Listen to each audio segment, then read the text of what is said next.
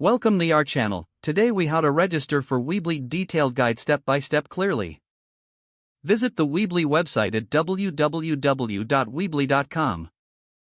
On the homepage, click the Get Started button. This will take you to the registration page.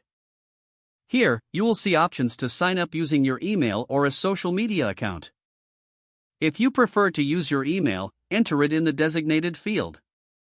Create a strong password that meets the specified criteria. Next, enter your desired website name in the appropriate box.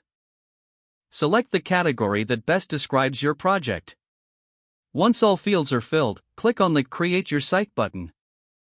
You may be prompted to choose a template for your website. Take a moment to browse through the available options. Select a template that fits your vision. You can always customize it later, so don't stress about the choice. After selecting a template, click Start Editing to continue. You will then be taken to the Weebly website editor. Begin customizing your website as needed. When you are satisfied with your site, click the Publish button. This will make your website live for the public to see. You may need to choose a domain name or stick with a free Weebly subdomain. Follow any additional prompts for linking your domain.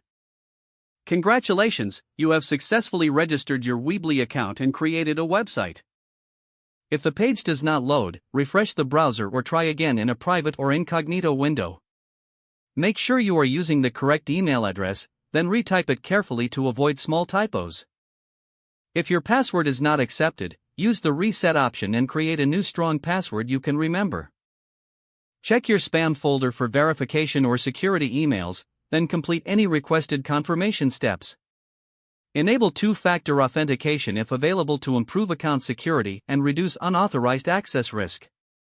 After signing in, review your profile details so your contact information and settings are accurate and current.